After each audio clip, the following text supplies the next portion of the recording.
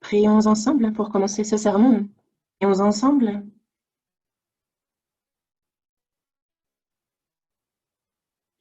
Dieu, merci. Merci de nous avoir sauvés et de nous guider au sein de ton Église.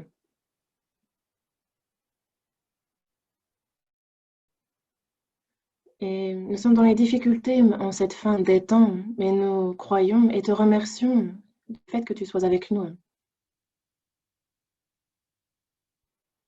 Seigneur, tu nous as aimés et aime toujours davantage ton frères et sœurs et accompagne-nous. Qu'aucun parmi nous ne souffre de cette et que tous les saints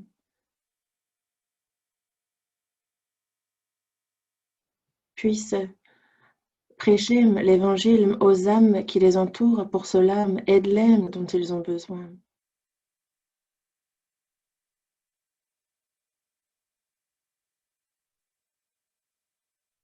Et plus que toute autre chose, que tous les saints puissent apprendre à te connaître, puissent croître et grandir dans la foi. Accorde-leur aussi cette grâce.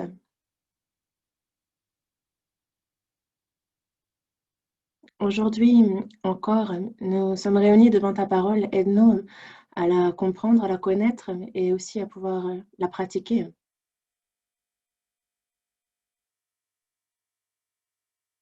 Aussi, cette année, nous cherchons à acquérir un nouveau temple devant toi, Seigneur. C'est pour prêcher avec davantage de courage ton évangile, nous avons à cœur de le prêcher aux âmes perdues.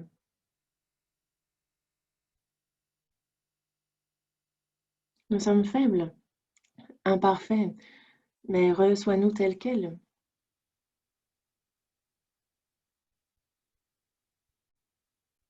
Et lorsque nous agissons par la foi, bénis-nous et comble-nous.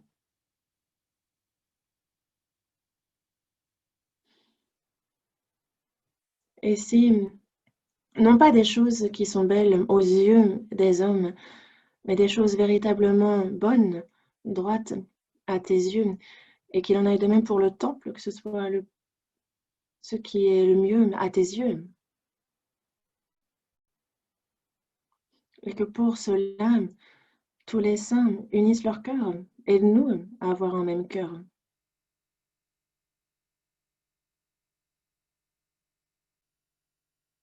Aide-nous aussi à pouvoir unir tous nos biens, toutes nos forces pour cela.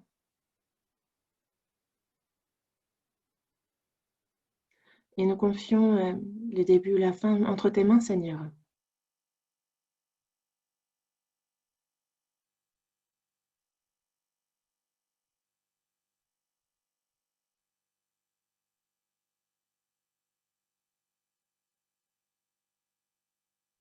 Et il y a aussi ton évangile qui est prêché sur les ondes en ligne dans toute la France.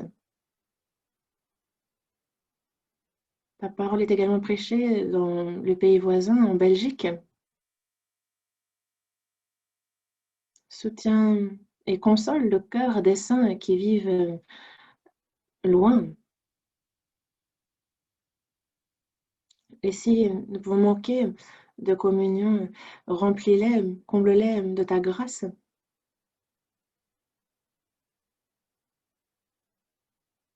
Et que là où ils sont, tu édifies ton Église et que tu puisses être glorifié. Et nous confions ce sermon entre tes mains, Seigneur. Nous avons prié au nom du Seigneur Jésus-Christ. Amen. Ruth, chapitre 3, verset 18. Ruth, chapitre 3, verset 18. Ruth, chapitre 3, verset 18. Si vous avez trouvé, nous allons lire ensemble. Et Naomi dit, sois tranquille, ma fille, jusqu'à ce que tu saches comment finira la chose, car cet homme ne se donnera point de repos qu'il n'ait terminé cette affaire aujourd'hui.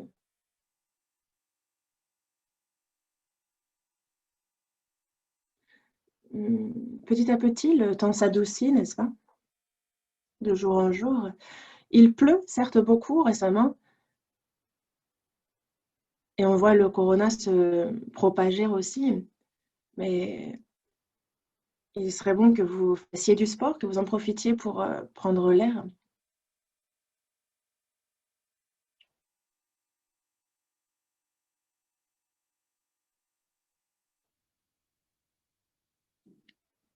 Et plus que toute autre chose, cette année, nous voulons entreprendre une grande chose.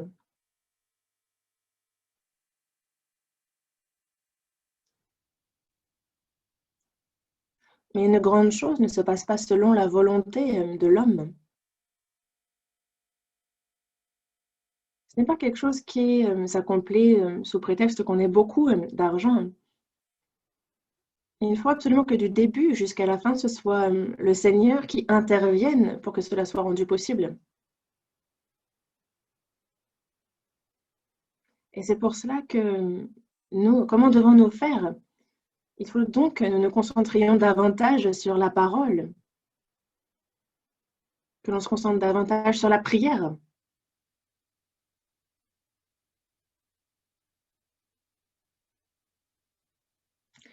Et donc, je pensais vous en parler lors des annonces après le sermon, mais je vais aborder le sujet maintenant.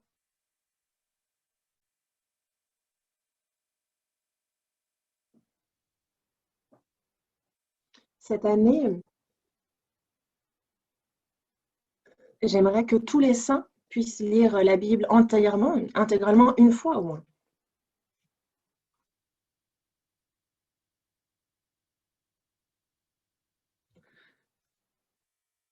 Et je me réjouis en ce moment, vraiment, ça m'affermit, me fortifie de savoir que les saints lisent bien la Bible en ce moment. Et je crois en ce que c'est de Dieu que vous recevez la joie, vous aussi, dans vos lectures.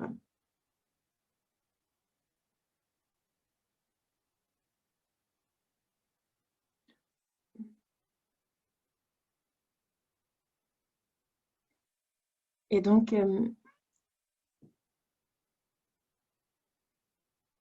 levez la main, ceux qui ont déjà lu la Bible une fois. Et donc, j'offrirai une Bible aux premiers qui auront lu la Bible une fois.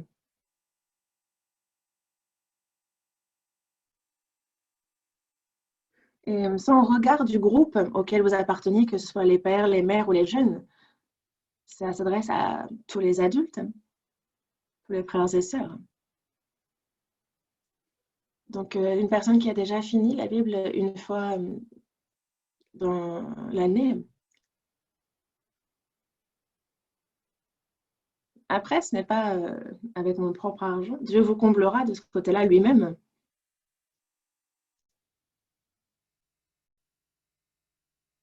Mais ce que j'aimerais vraiment, surtout, c'est que tous les saints puissent s'approcher, se rapprocher de la parole de Dieu. Revenons au verset que nous avons lu. Nous sommes donc dans le livre de Ruth.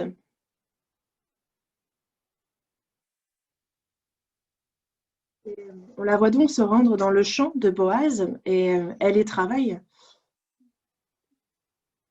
Et Boaz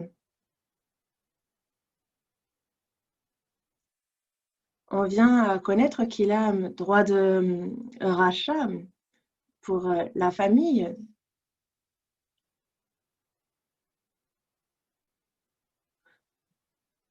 Et on voit donc que Naomi, la belle-mère de Ruth, l'a dirigée vers la conduire vers Boaz.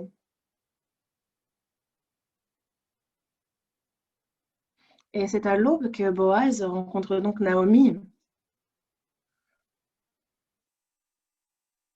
Si vous regardez dans le verset 12,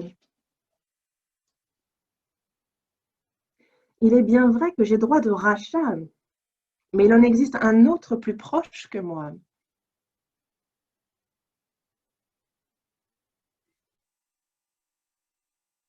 Vrai, j'ai le droit de rachat, mais il en existe un autre plus proche que moi.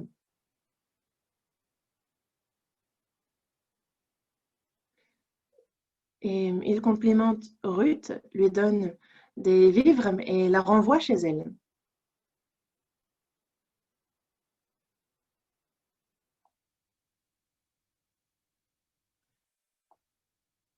Et Ruth en parle donc à sa belle-mère. Et on voit sa belle-mère, Naomi, qui lui dit les termes suivants.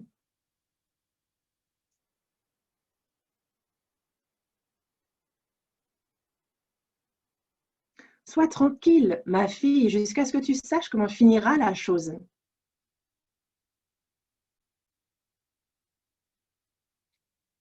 Car cet homme ne se donnera point de repos qu'il n'ait terminé cette affaire aujourd'hui.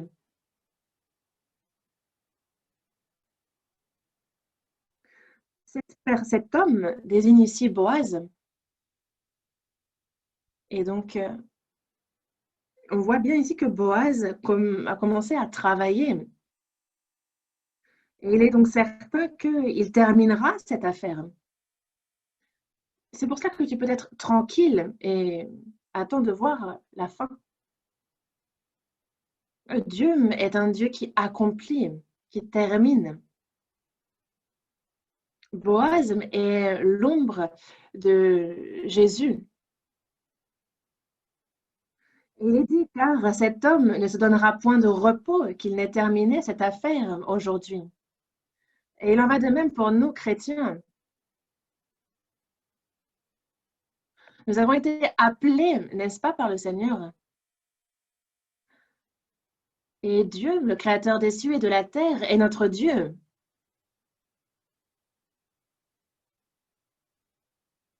Et Jésus, qui est Dieu, me fait homme, est mon maître, mon Seigneur.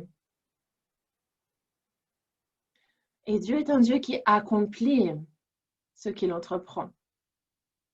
Et il ne se repose pas tant qu'il n'a pas fini, terminé cette affaire. Et ce verset nous dit donc, sois tranquille.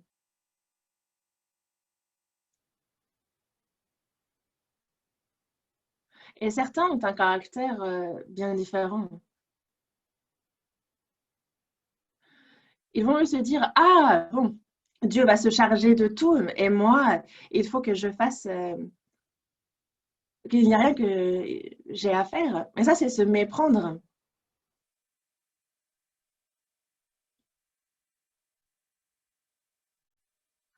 Mais dans de nombreux versets dans la Bible, Dieu nous dit, lève-toi et agis, fais ci ou ça. Ici, lorsqu'il est dit, sois tranquille, ce passage dans ce verset veut dire de ne pas devancer Dieu dans ce que lui entreprend, dans ce qu'il fait.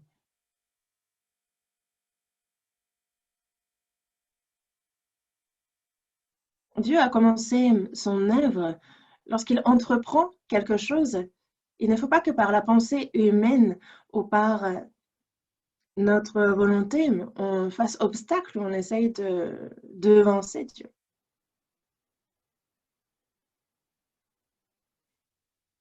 Si le Seigneur a commencé son œuvre, alors il nous faut seulement bien regarder la Bible.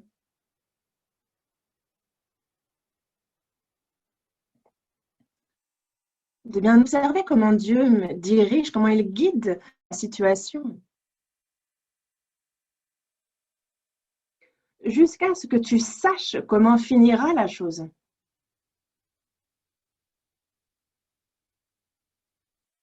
Avant de connaître clairement la volonté de Dieu, ne prends pas les devants, ne devance pas Dieu.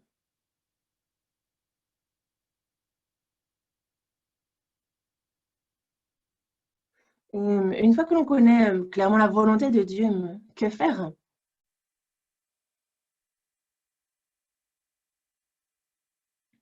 Il est dit que nous sommes ouvriers avec Dieu. Nous sommes compagnons d'œuvre de Dieu. Dieu œuvre et nous aussi, c'est avec lui que nous travaillons, que nous œuvrons. Évidemment que nous sommes faibles, nous sommes imparfaits.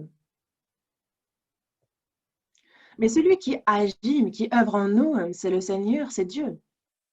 Nous sommes faibles, certes, mais il peut tout accomplir à travers nous par sa propre puissance qui agit en nous. Ce que nous devons faire, c'est participer à l'œuvre de Dieu et voir ensemble sa gloire.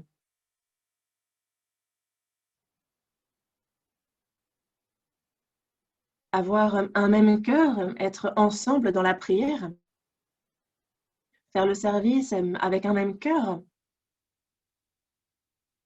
être zélé dans l'évangélisation et si nécessaire, justement faire l'œuvre du Seigneur et ça, des fois, en travaillant physiquement.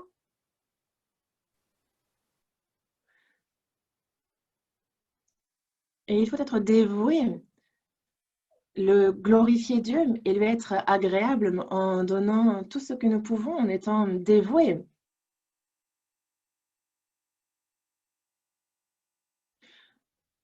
Mais ayez foi, Dieu, s'il promet quelque chose, il l'accomplit, il tient ses promesses. Et c'est sans faute.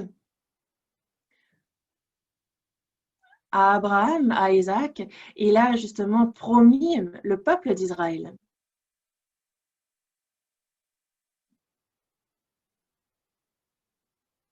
Il a promis le Christ et au temps fixé, il l'a envoyé. Il arrive que l'on voit des situations qui semblent être vraiment sans issue. Mais peu importe combien difficile est la situation, même lorsque les méchants ont des plans, c'est quelque chose que Dieu transcende. Il va vraiment dépasser ces choses-là.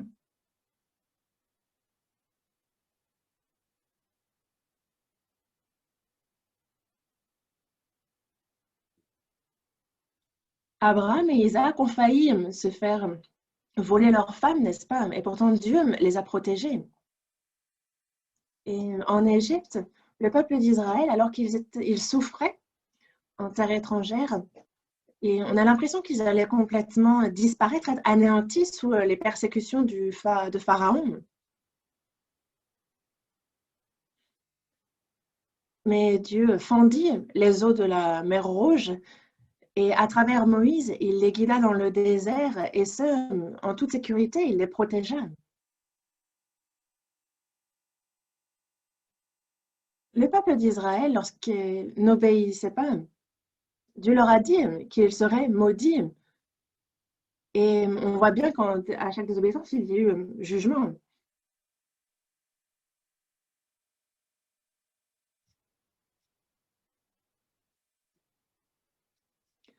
Mais il prophétisa aussi sur la restauration, le rétablissement d'Israël et qu'il serait une nation forte et puissante.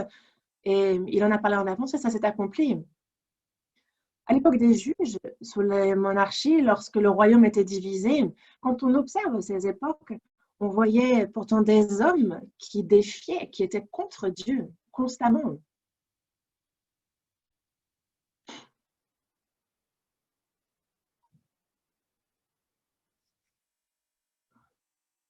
Mais il envoya ses juges et changea leur cœur. Et donc, au final, il protège.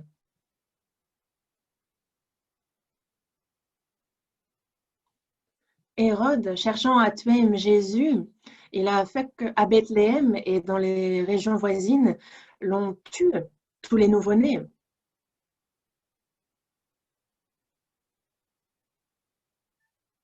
Mais il n'a pu empêcher la naissance de Jésus. Pourquoi? Parce que Dieu l'a dit et parce que ce que Dieu dit, il l'accomplit.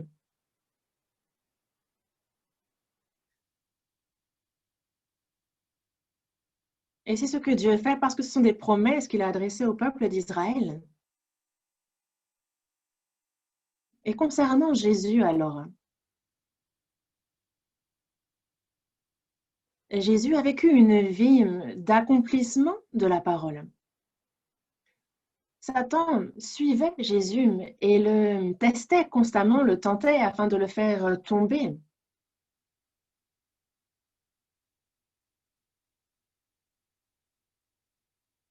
Et malgré le fait qu'il fasse ainsi obstacle, Jésus a toujours accompli la parole de Dieu. Et ce, même jusqu'à la croix, car il accomplit la parole aussi par sa crucifixion. Dans le psaume, il est bien prophétisé que ses os ne seraient pas brisés, et on l'a constaté sur la croix.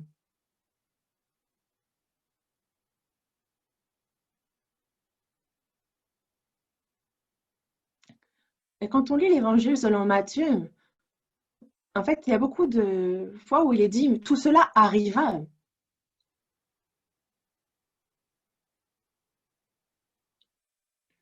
Et pourquoi tout cela arriva? C'est afin que s'accomplisse ce que le Seigneur avait annoncé par le prophète.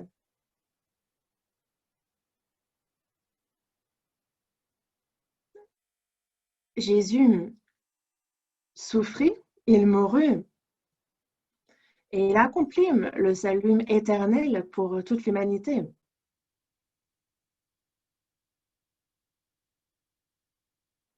Il ressuscita et fut élevé dans les cieux et accomplit ainsi l'évangile.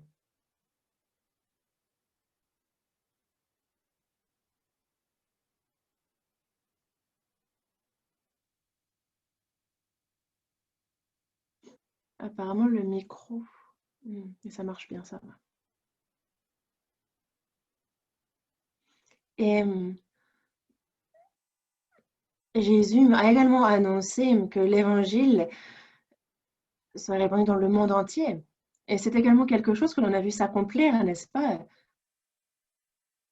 Et il a dit que cette bonne nouvelle du royaume sera prêchée dans le monde entier. Ou quelle que soit la région dans laquelle nous nous rendons, ou le pays où l'on va, il n'y en a pas une ou un qui n'est l'évangile. Le Seigneur a dit, et ce qu'il a dit s'accomplit tel quel. Et il dit bien, même si cela tarde, patiente, car cela s'accomplira sans aucun doute. Les hommes peuvent avoir l'impression qu'il tarde, mais le Seigneur dit bien que ce qu'il dit, il l'accomplit, et ce, sans faute.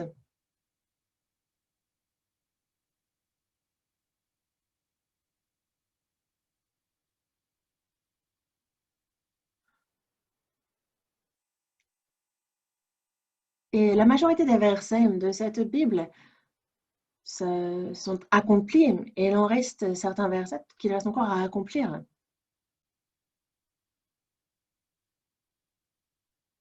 Dieu a tout fait, toutes ces choses. Mais qu'est-ce qui est important alors? Réfléchissez-y. Qu'est-ce qui est important alors?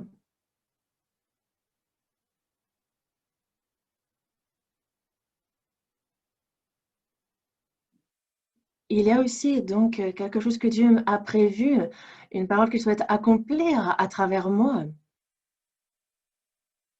Voyons dans Philippiens, chapitre 2, verset 13.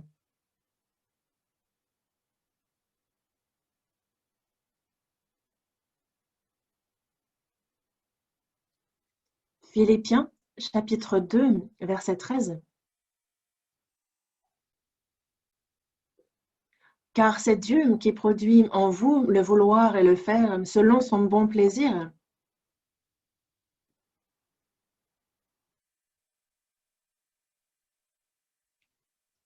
Il y a donc celui qui produit en nous le vouloir et le faire selon son bon plaisir, et c'est Dieu qui fait ainsi. Il y a donc un dessein, un plan, une volonté que Dieu souhaite accomplir à travers chacun d'entre nous.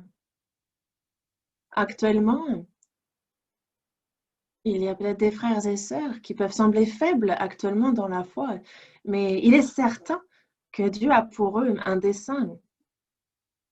ce qu'il veut accomplir à travers eux.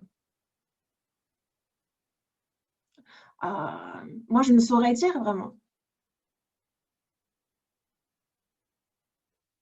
C'est parce que vous n'y avez pas réfléchi, mais il est certain qu'il y a une volonté que Dieu souhaite accomplir à travers vous.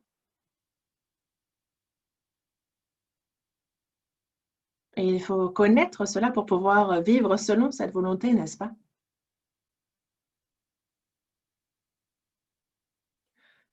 Et c'est pour cela qu'il nous faut lire la Bible.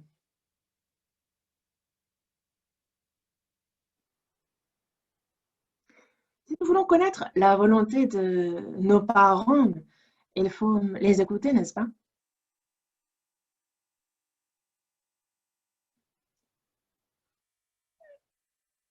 Certains vivent avec leurs parents et je connais des sœurs qui contactent leurs parents, ils vivent ensemble, mais ils les contactent par Kakao.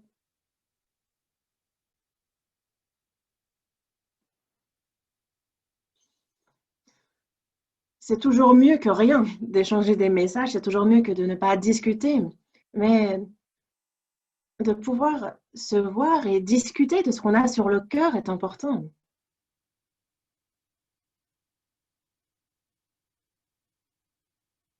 On a nos enfants et prenez le temps, parents, de discuter profondément avec vos enfants. Et comment discutez-vous en profondeur, en fait? Parlez-vous de ce que vous avez sur le cœur avec Dieu?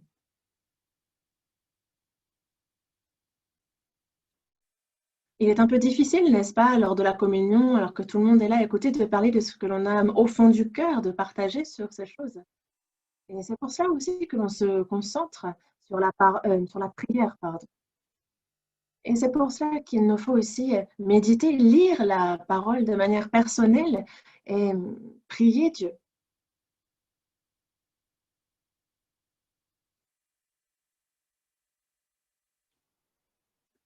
Lisez la Bible et voyez comment vous pouvez connaître la volonté de Dieu. Vous pouvez, n'est-ce pas?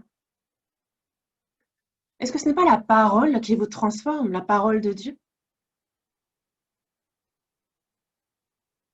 Il y a ce que Dieu veut accomplir à travers ma vie. Dieu est celui qui accomplit toutes choses. Mais s'il veut accomplir toutes choses, il faut déjà qu'il connaisse toutes choses, n'est-ce pas? Il est omniscient. Il n'y a rien qu'il ignore.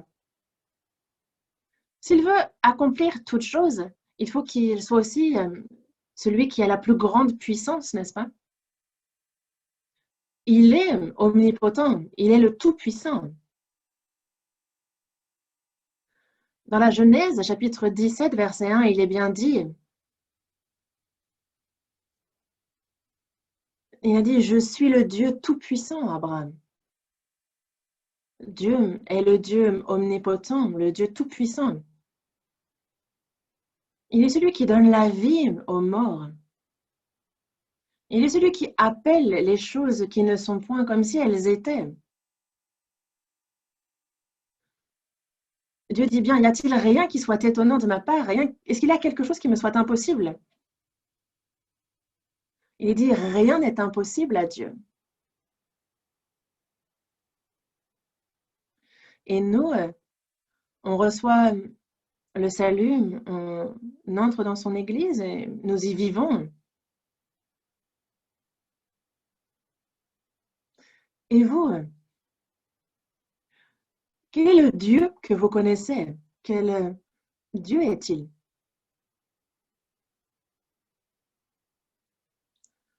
Certaines personnes considèrent que Dieu est un homme comme eux, juste un peu plus puissant, un peu comme le voisin.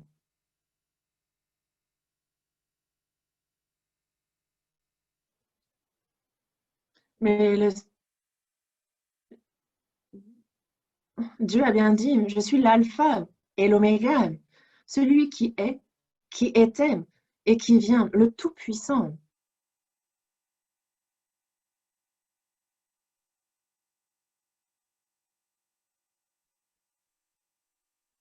Nous ne pouvons pas mépriser, dénigrer la puissance de Dieu. Dieu est celui qui accomplit toutes choses. Il est avec moi, il est avec son Église. Et donc, évidemment qu'il nous faut le craindre et qu'il faut que nous soyons droits dans notre attitude, dans notre cœur vis-à-vis de lui.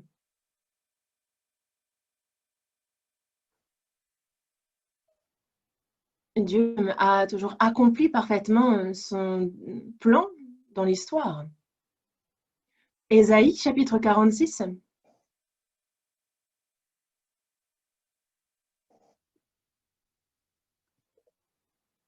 Ésaïe, chapitre 46, verset 10. Ésaïe, chapitre 46, verset 10. J'annonce dès le commencement ce qui doit arriver, et longtemps d'avance ce qui n'est pas encore accompli. Je dis, mes arrêts subsisteront et j'exécuterai toute ma volonté. Il dit annoncer dès le début ce qui doit arriver. Il a donc prévu à l'avance ce qui doit arriver. C'est longtemps à l'avance qu'il a fixé ses arrêts. Voyons dans le chapitre 14, toujours Ésaïe, chapitre 14, verset 24.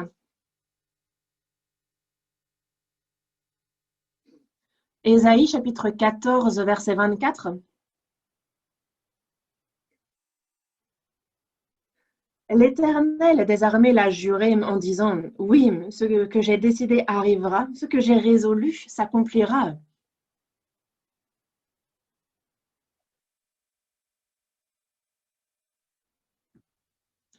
On voit bien ici que l'Éternel des armées l'a juré.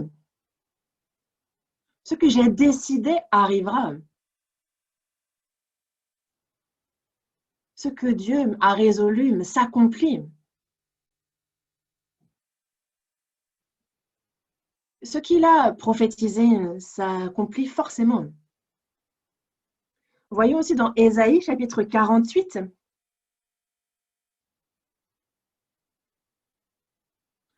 verset 3. Dès longtemps, j'ai fait les premières prédictions. Elles sont sorties de ma bouche et je les ai publiées. Soudain, j'ai agi et elles se sont accomplies. Dès longtemps, j'ai fait les premières prédictions. Il a donc prophétisé, prédit. Il dit, elles sont sorties de ma bouche et je les ai publiées. Soudain, j'ai agi et elles se sont accomplies.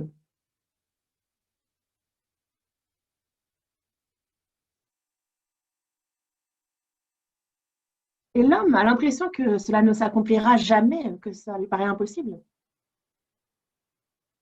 Mais soudain, Dieu agit.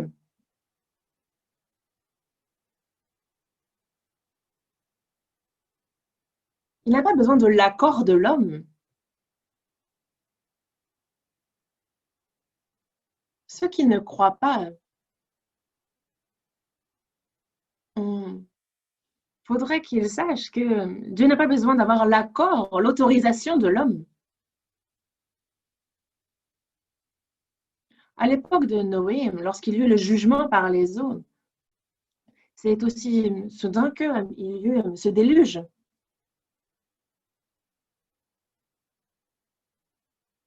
La destruction du peuple d'Israël aussi, l'indépendance de l'État d'Israël, tout cela sont des choses que Dieu accomplit soudainement.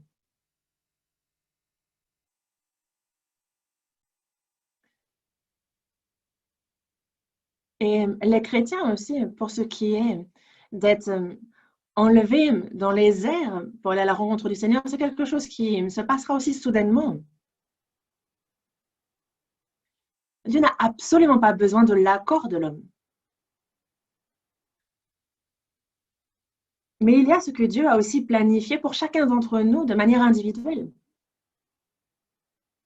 Dans Job, il est bien dit, il accomplira donc ses desseins à mon égard. Dans les psaumes aussi, il nous le dit. l'Éternel agira en ma faveur. Dieu a donc une volonté, un dessein vis-à-vis de chacun d'entre nous. Et c'est également Dieu qui accomplit justement ce dessein, ce plan. Première épître aux Thessaloniciens, chapitre 5, versets 23 et 24.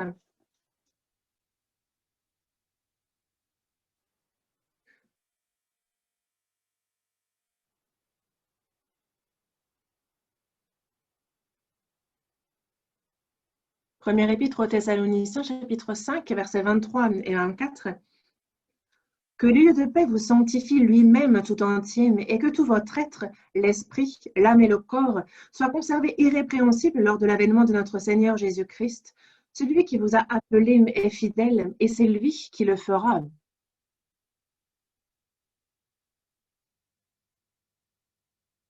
Dans le verset 23, on nous parle donc de ce que Dieu souhaite accomplir à travers nous, que l'on soit conservé irrépréhensible.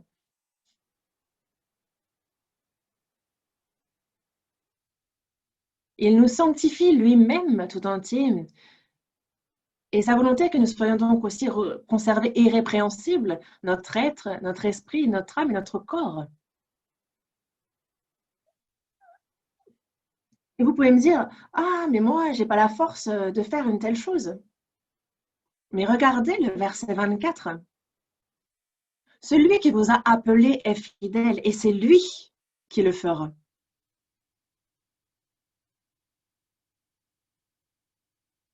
C'est Dieu qui le fera.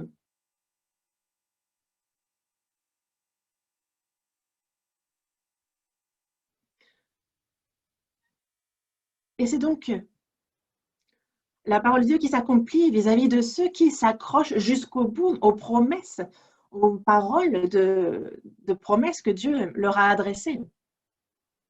Cherchez premièrement le royaume et la justice de Dieu. Il nous l'a dit, n'est-ce pas?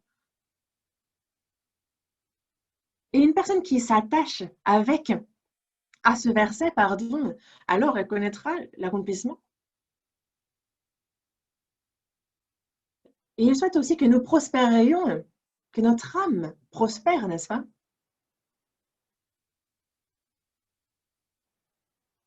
Notre âme prospère. Et une personne qui est obéissante à Dieu, Dieu fera en sorte qu'elle soit bénie par la santé, elle prospérera physiquement aussi.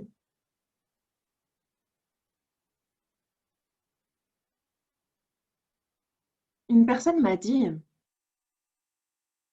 que la bénédiction spirituelle, si elle est devancée par une bénédiction physique, alors c'est une malédiction.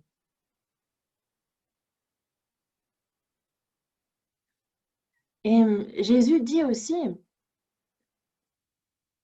que à ceux qui sont attachés au Seigneur, comme le sarment au cep, alors cela porte du fruit de même. Il nous dit que si nous mourons, alors il est promis que nous portions beaucoup de fruits.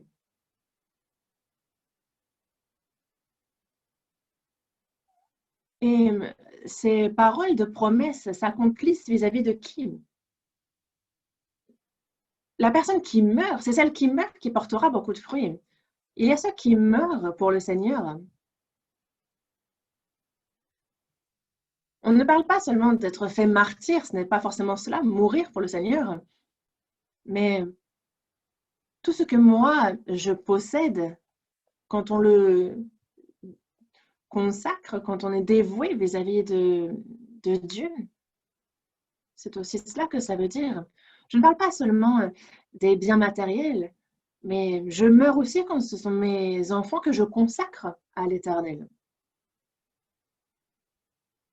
Est-ce seulement les enfants? Non. Mon propre corps, il faut que je le consacre à l'Éternel. Ma vie, ma pensée, c'est vraiment mourir pour le Seigneur que de consacrer toutes ces choses au Seigneur. Il dit que celui qui meurt portera beaucoup de fruits.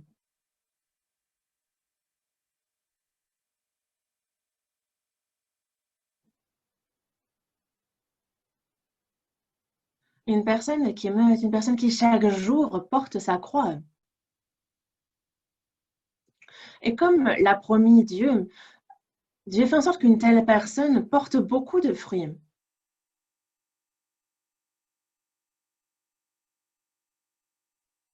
On est plus de 7 milliards sur cette terre. Imaginez si tout le monde, justement, s'accrochait à Dieu, alors Dieu ne saurait plus où donner de la tête pour accomplir les vœux de chacun. Mais en fait, c'est par de telles paroles que les incrédules se moquent. Mais qu'allez-vous leur répondre? Vous allez dire comment, n'est-ce pas? Oh, t'inquiète pas.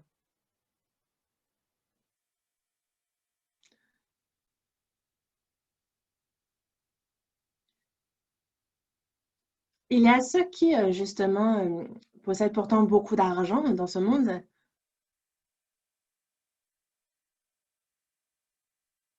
et qui pourtant sont limités. Mais nous avons un Père à qui tout est possible.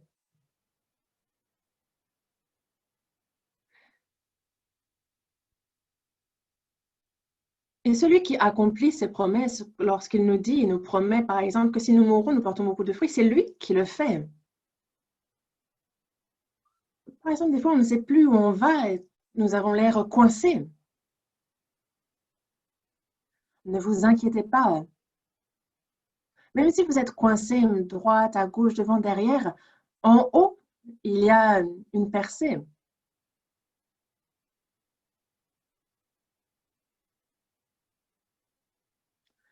Dieu est celui justement qui résout cela. Mais nous, que devons-nous faire alors? Que devons-nous faire?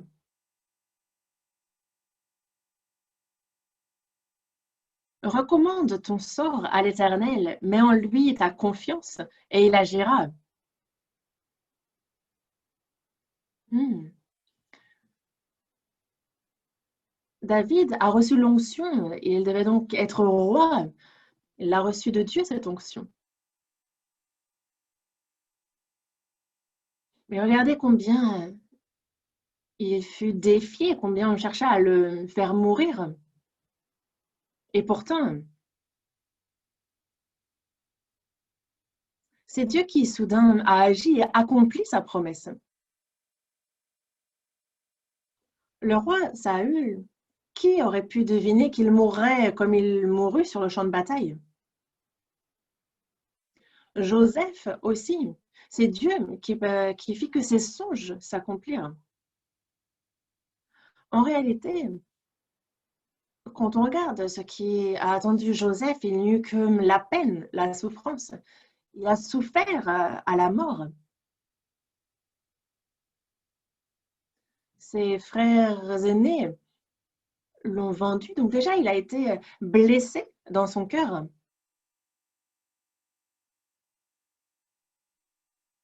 Et il fut ensuite complètement abandonné, jeté par son maître dont la femme l'a tenté.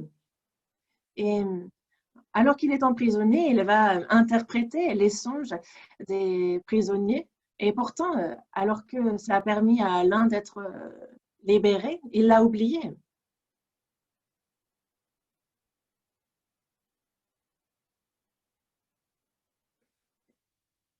Et on a donc l'impression que ces songes qu'il eut au départ ne verraient jamais le jour. Personne ne l'a imaginé, mais c'est en prison il y eut finalement un ascenseur pour l'emmener jusqu'au sommet du gouvernement. Au temps fixé, alors il interprète le songe qu'eut le pharaon et c'est alors qu'il atteint les sommets de l'État.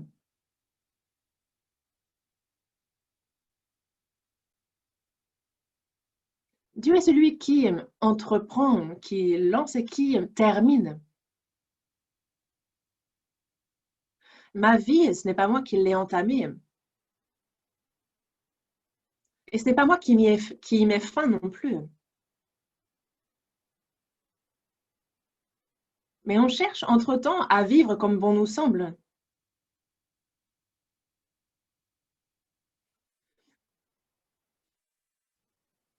Mais c'est Dieu pourtant qui accomplit tout ce qui se passe dans notre vie, mais nous vivons sans avoir affaire à lui.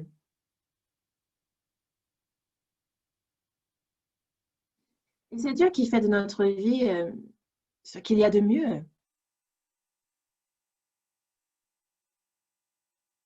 Imaginez qu'il y ait un énorme roc,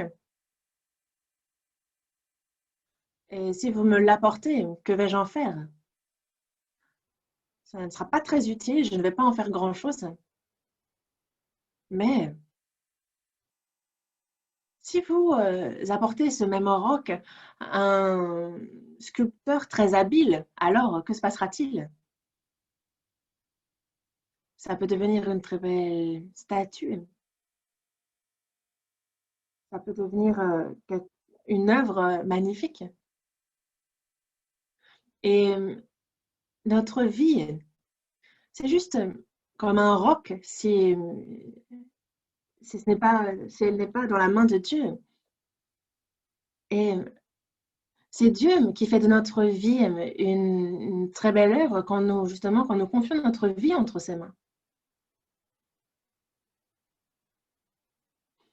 Et il a été dit à Ruth d'être tranquille jusqu'à ce qu'elle voie la fin, comment tout cela va finir. Ça ne suffit pas qu'elle était assise, les bras croisés.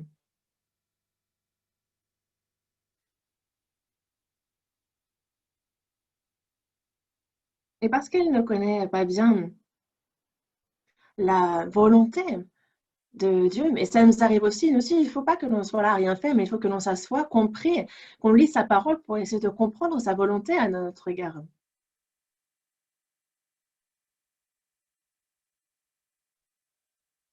Mais si on parle par notre pensée, si on agit et qu'on le devance dans nos actions, dans nos paroles,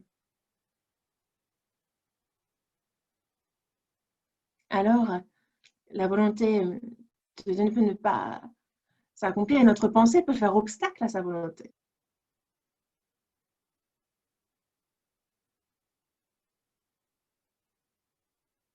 Imaginons qu'il y ait un pari.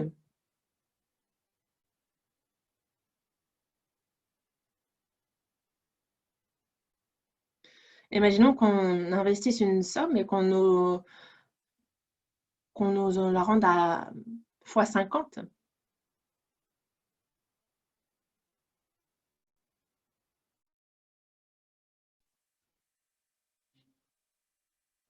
Mais si jamais on vous confirme qu'il est certain que vous gagnerez au multiple, si vous investissez dans cette chose-là, combien allez-vous investir si vous en êtes certain du gain que vous allez faire? Est-ce que vous allez seulement prendre les quelques centimes qui sont dans votre poche? Ou alors est-ce que vous allez tout miser étant certain de la réussite? Dieu est celui qui accomplit. Et lorsque l'on en est certain, alors est-ce qu'il ne faudrait pas tout miser sur lui?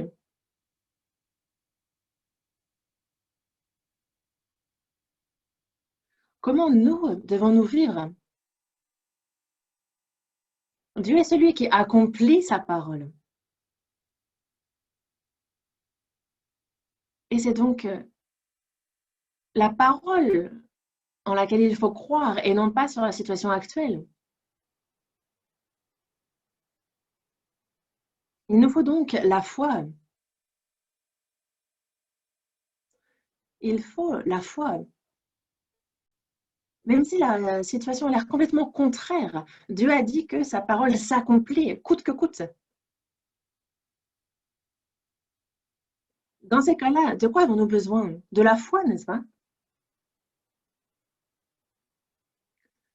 On a Pierre qui pêche, donc des poissons.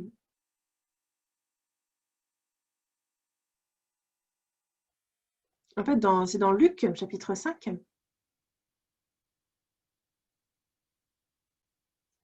Donc il y a Jésus qui dit, il lui dit, avance en pleine eau et jette tes filets pour pêcher.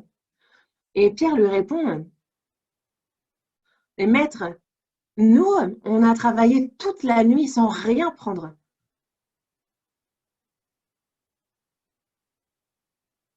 En fait, ça c'est quoi? C'est la situation présente. Ils ont travaillé toute la nuit sans rien prendre. Tu nous dis d'avancer en pleine eau, mais regarde, ça ne correspond pas, ça n'est pas en accord avec la situation. Pierre ne s'est pas arrêté de parler ici. Il a dit, nous avons travaillé toute la nuit sans rien prendre, mais sur ta parole, je jetterai le filet.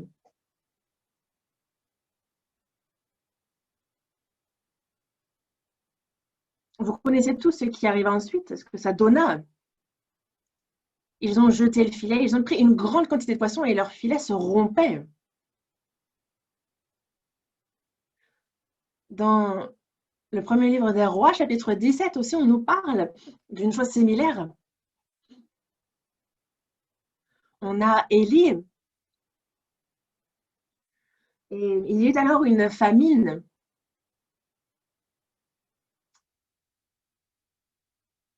Et Dieu utilisa un corbeau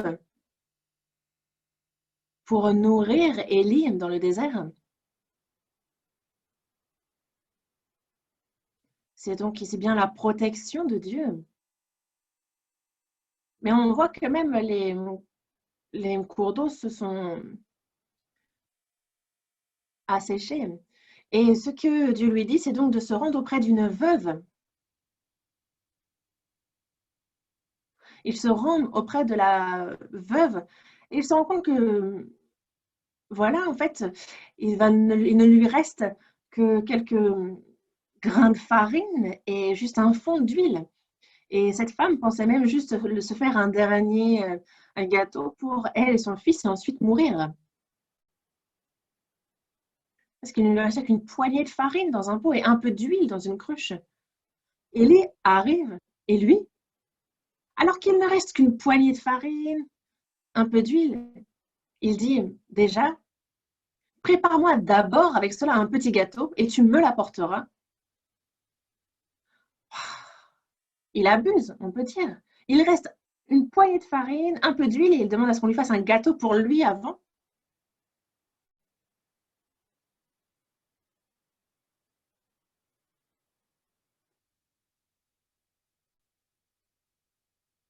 Il a dit, donc prépare-moi d'abord avec cela un petit gâteau et tu me l'apporteras et ensuite tu feras ensuite pour toi et pour ton fils de quoi manger. Et la veuve de Sarepta avait la foi.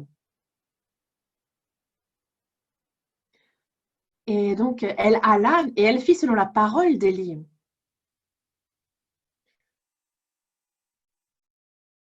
La farine qui était dans le pot ne manqua point et l'huile qui était dans la cruche ne diminua point. C'était pourtant une situation où elle et son fils devaient mourir. Mais elle a agi par la foi. Et il en va de même pour notre situation, n'est-ce pas? Ne pensez-vous pas? Toutes les situations sont difficiles, compliquées. Certains vont agir par la foi et d'autres reculer. Mais où est la différence? Et pour agir avec courage, on a besoin de foi. Une foi dans le Dieu puissant, tout-puissant et qui connaît toutes choses. Une foi en ce Dieu mais qui accomplit les promesses qu'il a faites. Et parce qu'il nous a fait des promesses, et des promesses à notre égard, alors il les accomplira forcément à travers moi, une foi en cela. Voyons dans le deuxième livre des Rois, chapitre 5, de Rois, chapitre 5.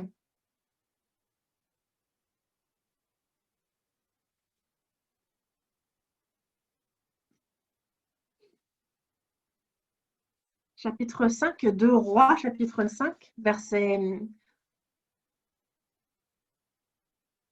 verset 15.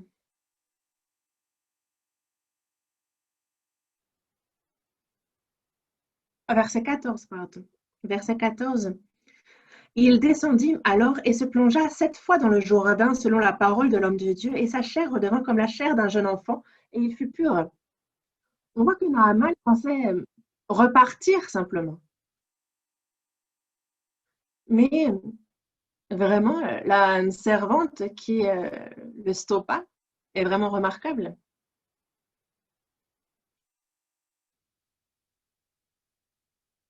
Et il voit que Naaman était aussi humble pour écouter ce que sa servante lui dit.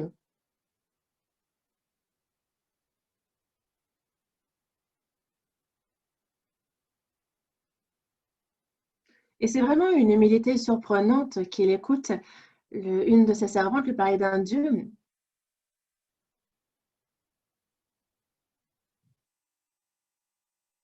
Et c'est lorsqu'il, justement, se plongea dans le Jourdain selon cette parole qu'il put être guéri et purifié de sa lèpre. Et tout ce dont je viens de vous parler jusqu'à présent, on voit qu'il est donc nécessaire de croire selon la parole, d'avoir la foi selon cette parole. Et voir, en fait, jusqu'où va votre foi et vos actions. Voyons dans le chapitre 4, du verset 1 au verset 7, de Rois, chapitre 4, du verset 1 au verset 7. En fait, je vais vous lire et l'expliquer pour les questions de temps. On voit qu'une femme, d'entre les femmes des fils des prophètes, son mari meurt et à cause des créanciers, elle est venue pour vendre, pour prendre en fait, ses 2 enfants et en faire des esclaves. Le créancier est venu et justement, il est venu pour prendre ses 2 enfants.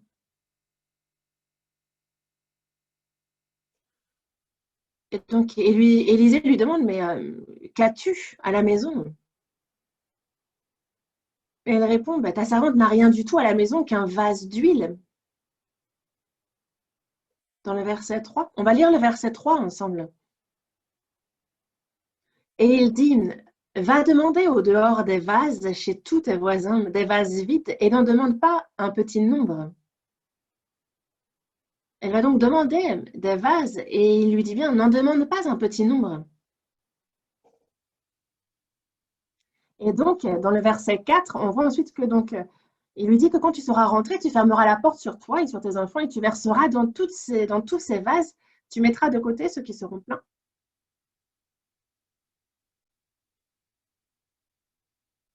Et il s'est passé quelque chose d'étonnant. Elle a pourtant seulement, on a bien vu qu'elle avait seulement un vase d'huile, et pourtant, elle va réussir à remplir tous les vases qu'elle a amenés. Et Dieu est bien celui qui appelle ce qui est et qui pourtant ne semble pas exister.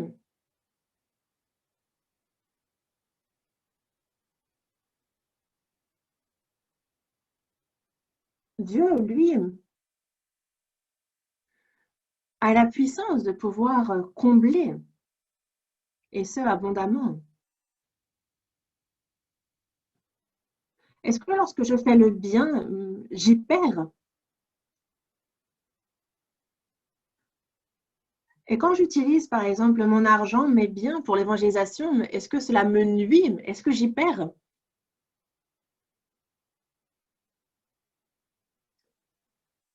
Si j'ai pris ce qui m'appartient, alors Dieu comble ce vide et même bien plus largement. Et vous, combien de vases auriez-vous pris?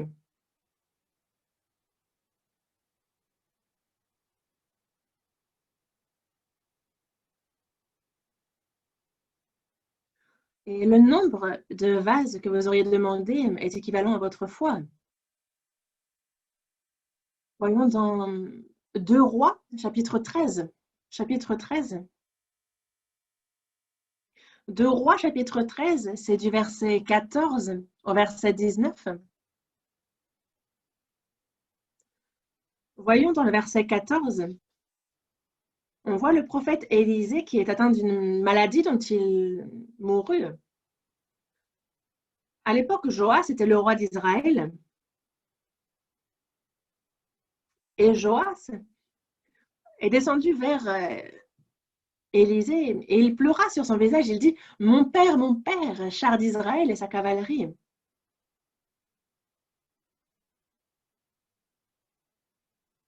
C'est grâce au Dieu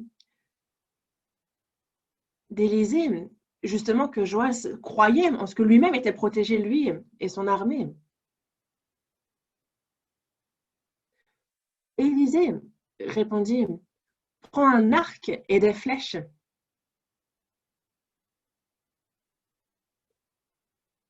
Et donc, le roi prit un arc et des flèches.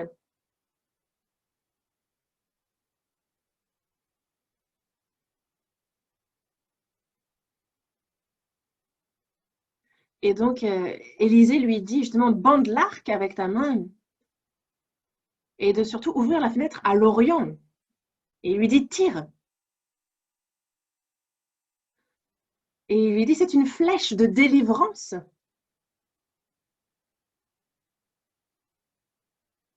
C'est une flèche de délivrance de la part de l'Éternel, une flèche de délivrance contre les Syriens.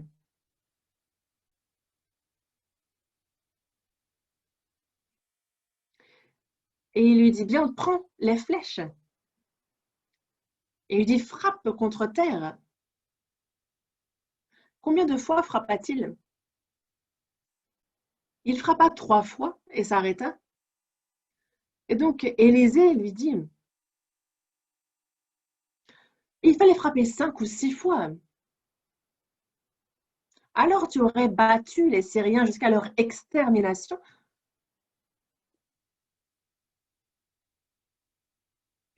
Mais le roi n'a frappé que 3 fois. Et alors, maintenant, tu les battras 3 fois. Le roi n'avait justement pas de vœu particulier vis-à-vis des Syriens. Il n'avait pas de ressentiment, il était simplement, il les trouvait préoccupants, un peu dérangeants, mais il n'avait pas à cœur de les voir exterminés complètement.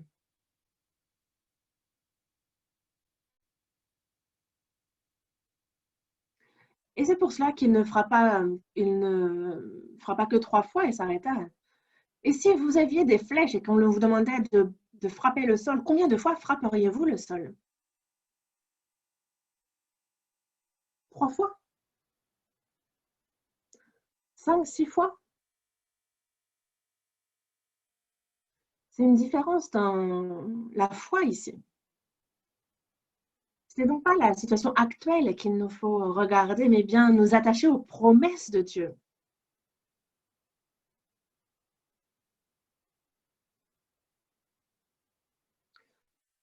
Sans la foi, il n'y a pas non plus de miracle. Il n'est pas simple d'acquérir un nouveau temple. Et avec nos yeux charnels, ça nous semble être un défi quasi impossible. Et de quoi avons donc nous besoin? De la foi, comme je vous le dis. On ne peut absolument pas obtenir cela sans la foi. On ne peut pas remettre la faute sur la situation ou l'environnement. On a en ce moment le Grand Paris, donc Paris qui s'élargit. Et ce n'est pas le moment de remettre ça sur la faute des prix que font monter les immobiliers. Ce n'est pas le moment de s'en prendre à, aux biens que je n'aurais pas, ou ce n'est pas le moment de s'en prendre ou de penser que la Corée va nous soutenir pardon, financièrement, que c'est la Corée qui va financer.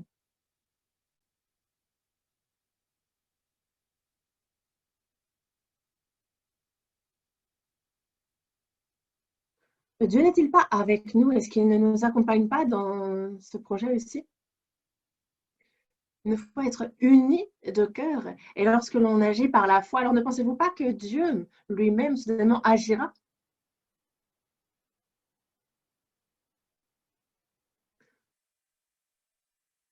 Et là, maintenant, nous avons besoin de la foi en la parole de Dieu, la foi en lui.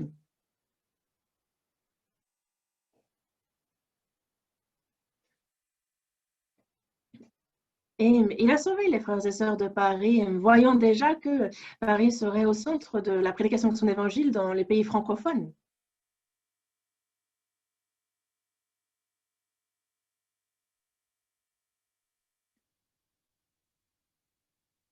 Ne voyez-vous pas Dieu à l'œuvre dans son église en Belgique?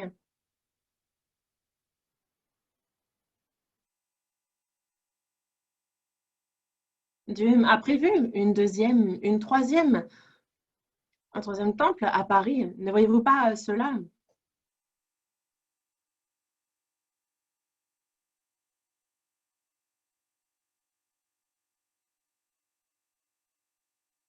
Moi, je le vois. Et c'est pour ça que je crois.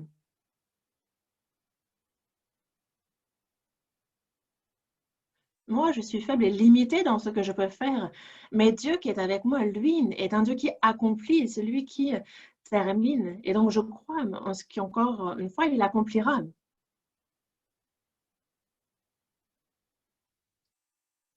Il nous faut élargir notre cœur, que l'on soit unis de cœur et que désormais on puisse se lever par la foi et que ce soit par la foi que nous agissions.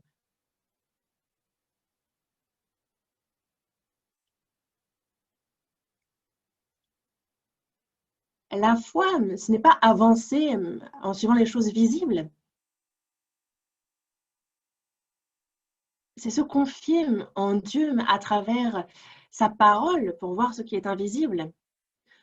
Psaume 108, verset 14.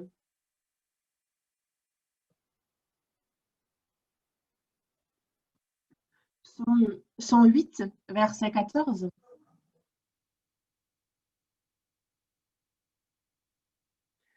Avec Dieu, nous ferons des exploits. Il écrasera nos ennemis. Confiez-vous en Dieu et soyez braves.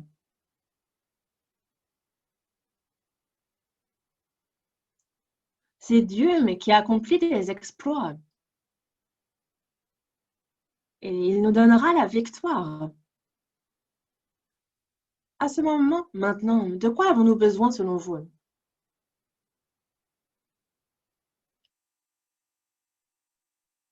Pensez-vous réellement que ce soit la foi dont nous ayons besoin? Alors, jetez.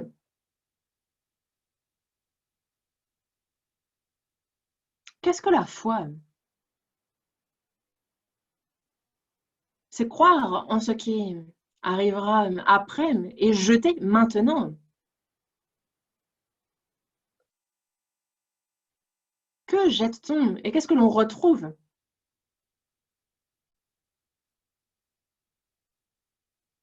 Dans Ecclésiaste, il nous est dit, jette ton pain sur la face des eaux.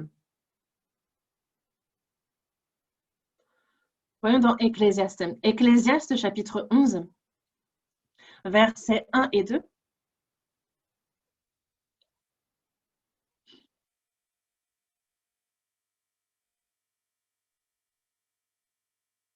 Ecclésiaste chapitre 11, versets 1 et 2. Jette ton pain sur la face des hommes, car avec le temps tu le retrouveras. Donne-en une part à 7 et même à 8, car tu ne sais pas quel malheur peut arriver sur la terre. Il nous dit bien, jette ton pain sur la face des eaux.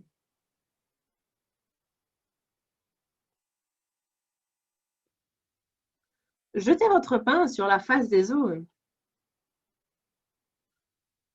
Ça semble être un verset un peu bizarre.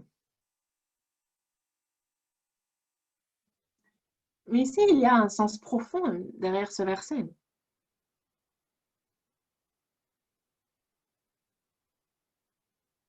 Le pain, c'est ce qui est indispensable, vraiment nécessaire à la survie de l'homme.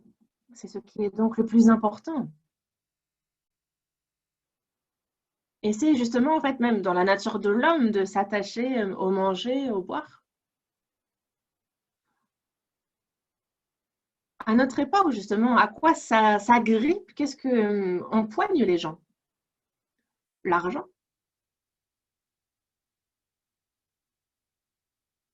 Dans Luc chapitre 12, on nous parle justement d'une personne qui a cherché à empoigner l'argent. Le riche, en fait, il raisonnait en lui-même en se disant, bah, je n'ai plus de place pour serrer ma récolte. Que ferais-je? J'abattrais mes greniers, j'en bâtirais de plus grands, j'amasserais toute ma récolte et tous mes biens. Et c'est ce qu'il fit. Et ensuite, il dit à son âme, mon âme, tu as beaucoup de biens en réserve pour plusieurs années. Repose-toi, mange, bois et réjouis-toi.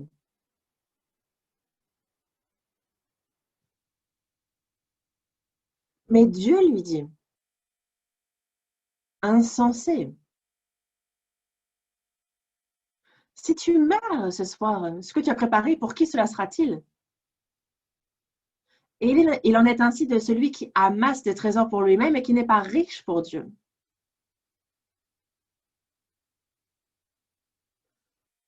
Il y a deux erreurs commises par ce riche. Est-ce que l'on peut connaître la paix de l'âme avec l'argent, à travers l'argent? Et il s'est imaginé que l'argent qu'il a gagné était à lui. Et parfois les chrétiens aussi. Il y a l'argent que l'on gagne, le fruit de notre travail,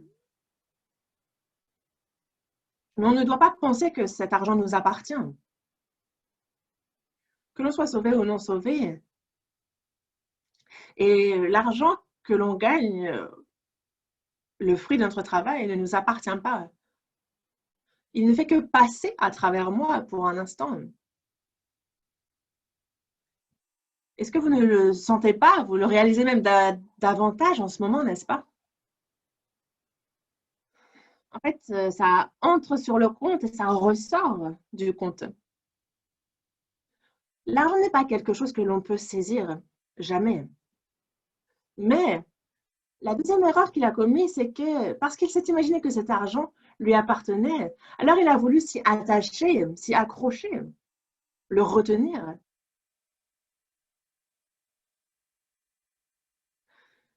Et c'est pour ça que justement, il s'est concentré, il a détruit ses anciens greniers, il en a bâti des plus grands, mais il a voulu y amasser toute sa récolte et c'est bien.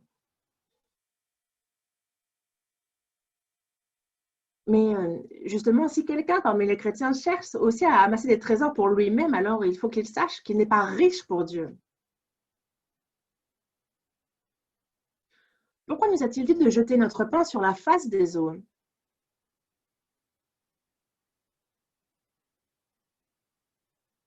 Et nous a bien dit justement que l'on ne sait pas les fléaux qui vont toucher cette terre.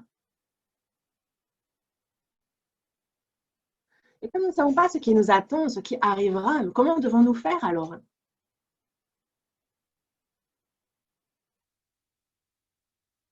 On a les petites sommes d'argent,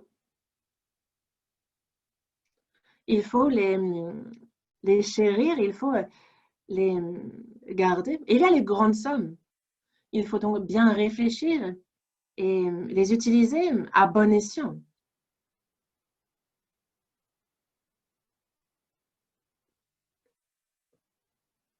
C'est ce que j'ai entendu justement d'une personne qui a réussi. Et peut-être que je vous en ai parlé très facilement. Mais vraiment, en fait, les petites sommes, il faut vraiment justement mettre de côté, de côté, de côté. Ça devient une grande somme. Et alors après, cette grande somme, on la consacre à ce qui est bon, on l'utilise à bon escient. Et alors, on peut se dire riche. Et nous, chrétiens, pour l'œuvre du Seigneur, il y a besoin de beaucoup d'argent.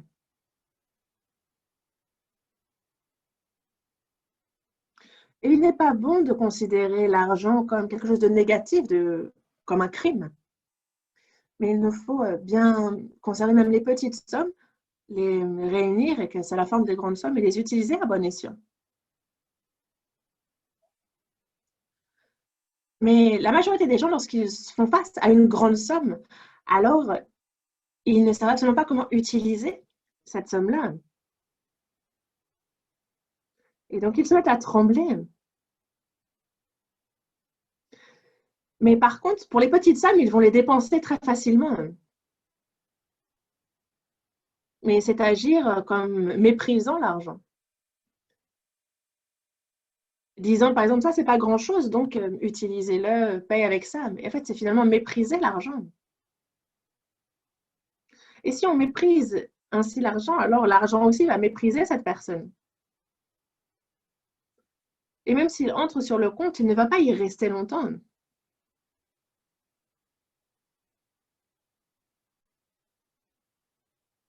Et vous savez comment on appelle de telles personnes? On les appelle des riches pauvres. Ils gagnent beaucoup d'argent, mais ceux qui, justement, lapident leur argent, qui dépensent beaucoup, c'est un peu comme vous avez quelque chose qui est très gros, mais qui est vide. En fait, on a vraiment ces gens qui ont une apparence flatteuse, mais en fait, le contenu est vide. Donc, coupez votre carte de crédit.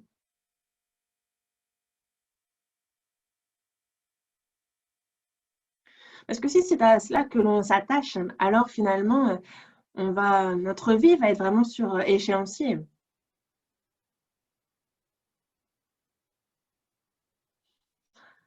Et en fait, il y a justement des chrétiens qui ont ces particularités-là. Ils gagnent beaucoup d'argent, ils ont réellement des revenus élevés. Ils gagnent des 1000, parfois 10 000 euros. Mais ils disent tout le temps manquer d'argent pour faire l'offrande. Mais ça ne les empêche pas de changer de téléphone portable tous les 3 ans. En faisant quoi? Ils utilisent le paiement par échéance en plusieurs fois. Et ils changent de voiture tous les 5 ans, disant que si on ne le fait pas, alors ça nous nuit. Et changeons de voiture.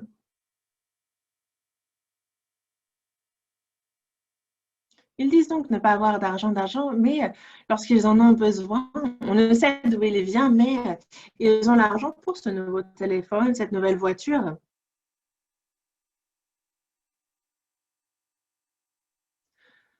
Mais selon vous, d'où vient cet argent? De leur carte?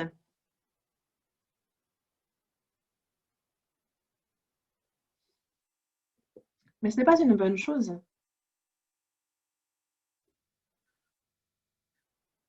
Et dans Luc, il est dit dans le chapitre 16, verset 19, il y avait un homme riche qui était vêtu de pourpre et de fin lin et qui chaque jour menait joyeuse et brillante vie.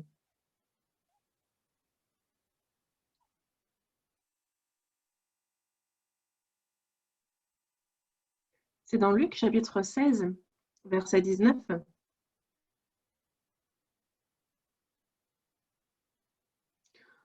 On voit donc une erreur aussi ici que commet cet homme riche. S'imaginant que l'argent lui appartient, donc c'est la première erreur qu'il commet. Et la deuxième est que il faut utiliser précieusement l'argent que l'on gagne, mais il l'a gaspillé dans des choses vaines, des choses moins importantes.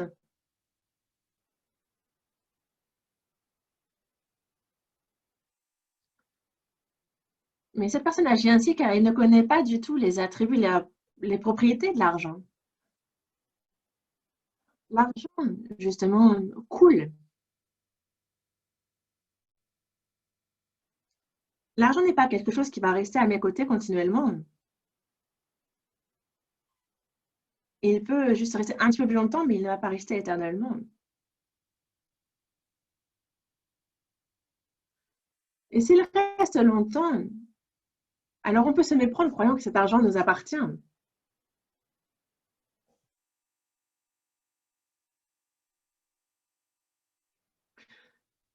Et il y a donc une chose à laquelle il faut que nous fassions attention.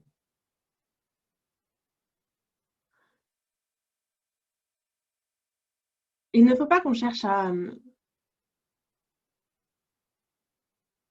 retenir cet argent. Il ne faut pas, parce qu'il est bien dit que l'amour de l'argent est la racine de tous les maux. Et l'autre chose, la seconde à laquelle il faut qu'on prête attention, c'est de dire, ah, bah, l'argent, quand il y en a, on l'utilise, quand il n'y en a pas, il n'y en a pas, on fait comme ça. En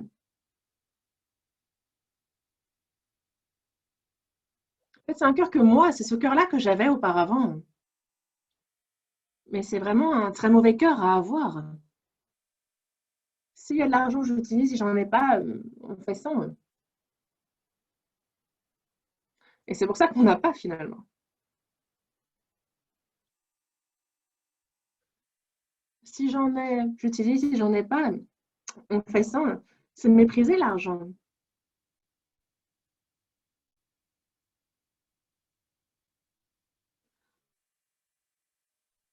En fait, c'est peut-être vouloir exprimer que l'on n'est pas attaché à l'argent, que ça ne compte pas pour nous.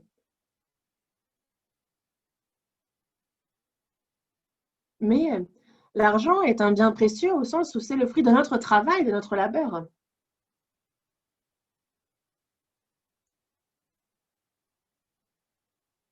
Et parce que on l'a reçu en salaire, ce n'est pas quelque chose que l'on a juste gagné, c'est le fruit de nos efforts, et donc il faut l'utiliser à bon escient et non pas le mépriser. Et la Bible dit, jette ton pain sur les eaux. Il est donc nécessaire que l'on jette justement tout cela de manière drastique sur les eaux. Et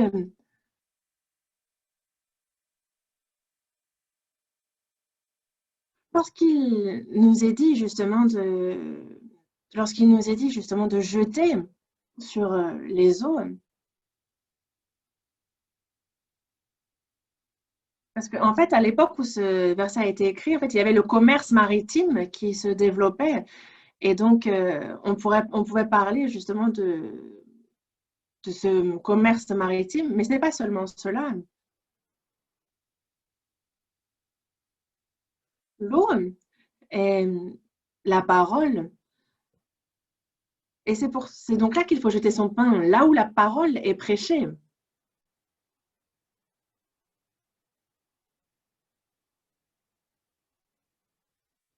Nombreux furent ceux qui suivirent Jésus, mais les femmes l'ont soutenu justement, utilisant leurs biens pour nourrir, pour soutenir le Seigneur.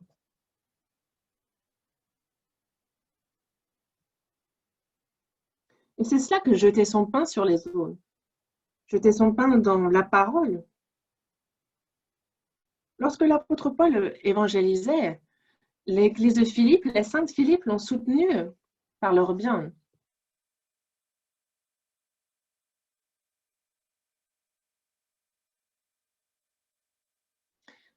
Et ça, c'est vraiment investir ses biens dans la parole. Et Jésus aussi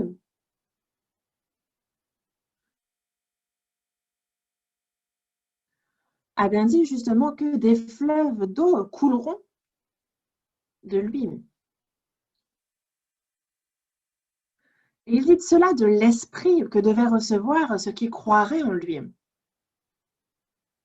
Et donc, l'eau désigne aussi le Saint-Esprit. Après le salut, il y a l'œuvre du Saint-Esprit. Et où est le lieu où il y a le salut, là où le Saint-Esprit édifie les frères et sœurs? C'est au sein de l'Église que l'Évangile est prêché et que les âmes sont sauvées.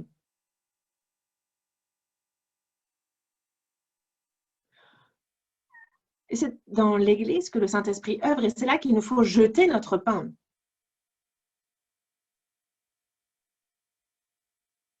Et encore maintenant, il y a l'Évangile qui continue d'être prêché grâce à des petites mains que l'on ne voit pas, mais qui jettent leur pain dans la parole, pour là où œuvre le Saint-Esprit. Voyons dans Apocalypse chapitre 17, verset 15. Apocalypse chapitre 17, verset 15.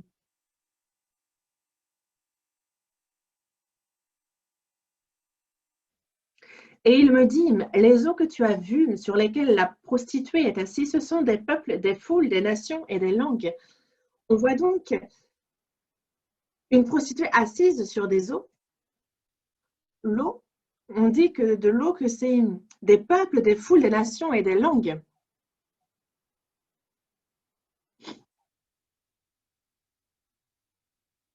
L'eau désigne aussi les hommes de ce monde que Dieu aime. Le Seigneur Jésus a versé son sang, son précieux sang, pour le salut des hommes de cette terre.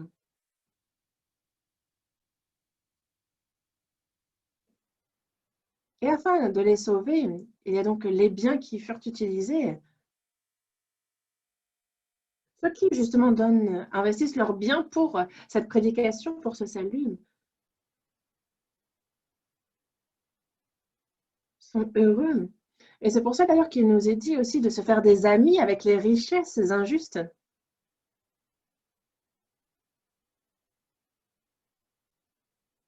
David aussi a dit « Heureux celui qui s'intéresse aux pauvres ». Et quelles sont les bénédictions qui sont réservées à ceux qui font ainsi? Il est dit que l'Éternel le garde et lui conserve la vie. Au jour du malheur, l'Éternel le délivre. Et il est heureux sur la terre.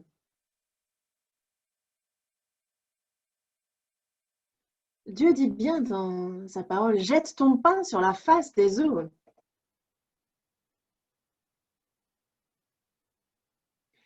Et car avec le temps, tu le retrouveras. Non pas seulement dans cette vie, mais aussi après la mort. Voyons dans Matthieu, chapitre 10. Matthieu, chapitre 10, verset 42. Et quiconque donnera seulement un verre d'eau froide à l'un de ses petits parce qu'il est mon disciple, je vous le dis en vérité, il ne perdra point sa récompense.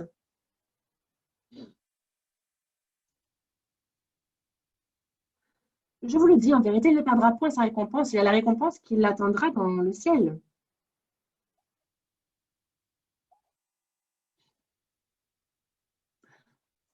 Pour conclure, quand je suis dans la difficulté, c'est Dieu qui fait mon aide. Cherchons un autre verset dans les Proverbes, chapitre 19, verset 17.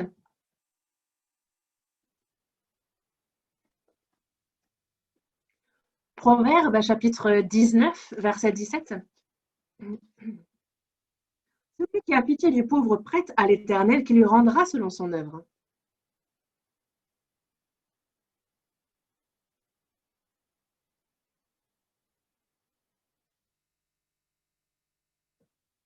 Lorsqu'on parle spirituellement d'une personne pauvre, on parle de celui qui n'est pas sauvé. Et il faut se sacrifier, ayant miséricorde vis-à-vis de ces hommes. Mais on voit bien que celui qui a pitié du pauvre, donc prête à l'Éternel, et l'Éternel lui rendra selon son œuvre, absolument. Notre vie est vraiment très courte. Et c'est une vie où l'on peut chaque jour rencontrer telle ou telle plaie. Et ce que j'ai maintenant peut très bien ne pas être là le lendemain et disparaître. Et c'est donc quand nous pouvons qu'il faut que nous soyons volontaires à donner à celui qui n'a pas, aux pauvres. Le Seigneur nous sauve. Donc, ne nous lassons pas de faire le bien. Pour vous, frères, ne vous lassez pas de faire le bien. Car celui qui est avec nous, c'est Dieu, le Dieu qui accomplit toutes choses. Et c'est donc sa parole qui s'accomplit, et ce, sans faute. Et c'est donc, il nous faut donc avoir foi et agir par la foi. Ce qui m'est précieux, il nous faut le jeter pour l'œuvre, pour dans sa parole, dans son œuvre.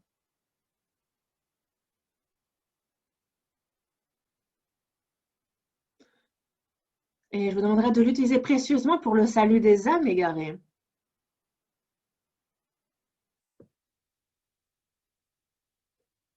Dans ce monde aussi, et dans le monde d'après aussi, les promesses nous ont été faites et elles s'accompliront. Prions. Dieu, merci. Tu nous as sauvés et tu nous guides.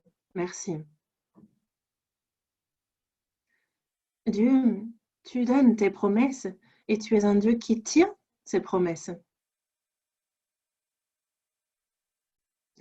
Seigneur, parce que ta parole s'accomplit telle qu'elle, aide-nous à pouvoir agir avec foi et bravoure.